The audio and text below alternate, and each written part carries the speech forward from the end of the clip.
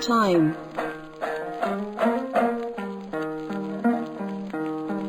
Kazakhs listening to old coup compositions feel as if they've been transferred to another world.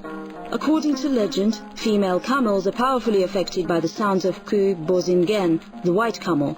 The camels that had previously kept their offspring at a distance are moved to recognize and accept their cubs under the influence of this beautiful melody. Listening to Kurmangazi or listening to any coup, you get goosebumps. There is something fascinating about it.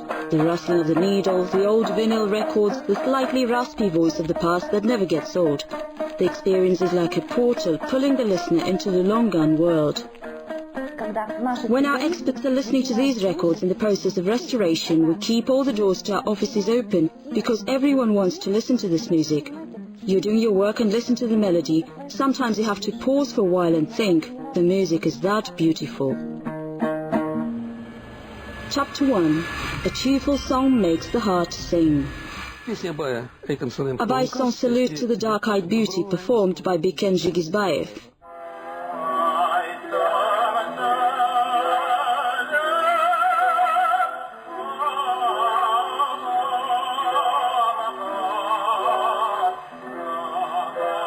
Kazakh folk songs and opera arias, limericks and symphonies, foxtrot and Akin's ballads, a whole treasury of world musical culture. The only music records museum in the CIS is located in Pavlodar. This collection has been gathered by philologist Naum Shafer for over 70 years. I grabbed onto them and refused to let go. They were trying to pry them out of my hands, to no avail. I started screaming at the top of my lungs and suddenly a policeman appeared out of nowhere. He said that he had been instructed to let me take 100 kilograms worth of things, anything.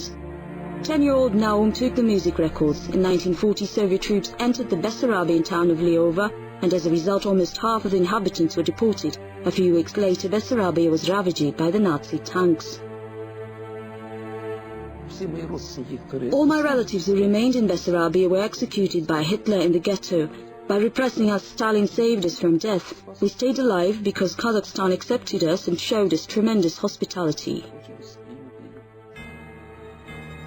In the Akmola region, the 31st village was called Internationalny. War, famine.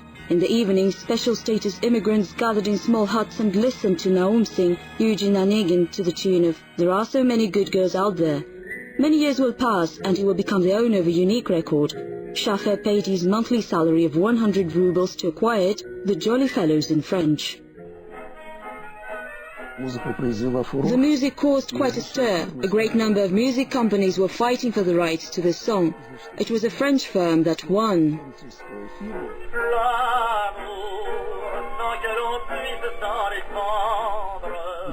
Utosov was furious when the record came out. He said that it was his voice that made the songs. A cheerful song makes the heart sing, and my heart, you wish not for peace, recognizable in the whole world. The original Soviet version was released only 6 months after the French interpretation.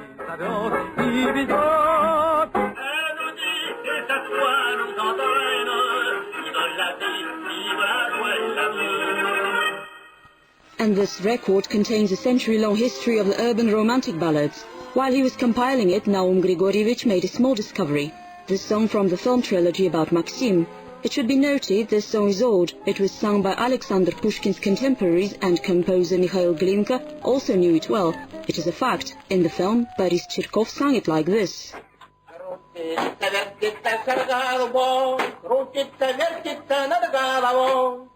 But in fact, the lyrics are somewhat different. What does the blues fear have to do with it? In the original lyrics, it was the blue scarf. Everything becomes clear then. In the song, the young gentleman is dancing with the lady. He's spinning her around the ballroom, thus making a scarf sway in the air.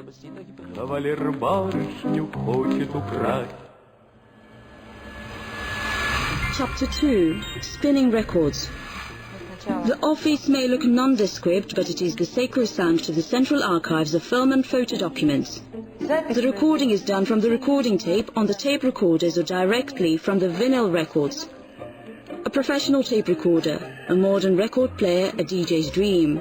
The needle. In Soviet times, people used to stand in long queues to buy them, and today they're just as hard to come by. If the needle is blunt and they say that the record is broken, what they mean is that the record has been played 500 or 1,000 times. In fact, a record can be played 500 or 1,000 times and still retain its original quality, but only the needle does not break the grooves.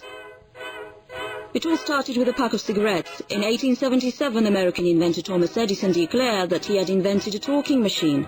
Understandably, no one believed him. Edison recited the poem about Mary and her little lamb and then played the recording on the machine, thus winning a pack of cigarettes in the bet. The phonograph recorded the sound on the wax cylinder. The main disadvantage was that the recording could only be played once. 11 years later, a German, Emily Berliner, came up with the idea to record the sound to disc. Well, from that point forward, record production really took off. In the late 19th century, phonographs and related items made their way into the Kazakh steppe. Not everyone could afford such a luxurious piece of technology. The price of one gramophone ranged from 300 to 700 rubles. For the sake of comparison, the RAM cost only 50 rubles at the time. A gramophone in the house inevitably attracted visitors and guests. The word was even added to the dream interpretation books. Seeing a gramophone in a dream predicted a romantic love in the dreamer's future. The first gramophone records were called records, from the English word record. They were thick and weighed almost half a kilogram. It was in 1906-1907. It was produced by the Music Record Plant in Riga. Here, try to hold it in your hands, feel how massive and heavy it is, drop it and it will shatter into small pieces. The first gramophone records were made of wax, rubber, glass, tin, celluloid, plastic buttons and even chocolate. There was even one firm that offered its customers to taste the music. The recordings could only be played once. That is, listening to a record was not unlike eating a delicious chocolate snack. But all of these materials wore out too quickly. One song was about 1 kilometer long, such was the length of the track. The needle would press against the disc surface like a bulldozer presses against the pavement. Very often the grooves literally fell apart. Finally, in 1897, a means to prolong the lifespan of gramophone records was found. There is a small bug in India called Carteria lacca. It produces a special substance which it then uses to make itself a shell. These shells were collected, soot and spar were added, and the whole mixture was melted. The material was used to create the new, improved gramophone record. 4,000 bug shells were required for the production of one record. In 1907, an employee of Pathé, White Camel, perfected the German invention with French elegance. He did the bulky tube in a box. Thus, a pathophone was born. The gramophone culture was changing rapidly. By the early 20th century, an average of 4 million music records had been released in the world. They were mostly romantic ballads and waltzes. Chapter 3. Echoes of the Past. We will work with Yermek Serkibayev. This is a Kazakh folk song. Hundreds of thousands of tunes, songs and cues. Here everything is connected with the musical history of Kazakhstan. 1964 год. But this record is the oldest in the Central State Archive. It dates back to 1939. Look at the signature, People's Commissariat for Engineering of the USSR, the most valuable piece. While films and photographs were invented relatively early, in the late 19th century, audio documents appeared much later. But Pavlodar's native resident Shafe has much earlier audio records of Kazakh singers. This record was released in 1935. The Kukenes is performed by the duet of Kobyz and Dombra. Jabbas Kalimbayev and Lukpan Mukhitov. And on this side is the Balbarawan, a famous coup by Kurmangazi. Unfortunately, the music composer's name is not mentioned. The inscription only states that it is a Kazakh melody. The album sounds amazing. Right away you can feel that it is played by people with no formal conservatory training. They repeat the same tune 10 times over without any variations. It affects the strength of their performance. But the power of a musical performance was not always so easy to detect. Initially, each record company had its own standard speed, give or take 2 turns, and the record sounded differently when played on different devices. In order for people to understand what is being sung on a phonographic record, special pamphlets were published, the libretto for the gramophone. This one here dates back to 1904. It starts with arias and classical pieces and ends with these phonographic masterpieces. Vanko was a comely fellow, he was easy on the eyes. And Matryona was also quite a fetching doll. Once Vanyuha crept up to Matryona and grabbed her. She pushed him away. Go away, fool. Мы с мамой сына помним шалунишкой. Ты в раннем детстве был не слишком... These records carry a tremendous amount of information, not only about the performer or the recorded song, they also reveal so much about the historical era in which these artists lived. There is a massive paraphernalia associated with the use of some specific categories of words and terminology. This too is reflected in their speech. Конкретных категорий, да, слов, терминов, то есть это тоже ведь отражается в речи. Year 1917, on the occasion of the victory of the February Revolution, a ball is given in the Winter Palace. Especially for this festive event, the head of interim government, Alexander Kerensky, ordered a waltz. Imagine the sparkling grandeur of the Winter Palace and a brass band playing the revolutionary ballroom waltz.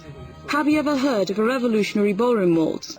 We only know the marching revolutionary songs, and Kerensky, with his hand in the pocket of his fancy dress coat, looks on and relishes the sounds of victory embedded in the music. But the text is quite fantastic. It is very interesting for its low level of literacy.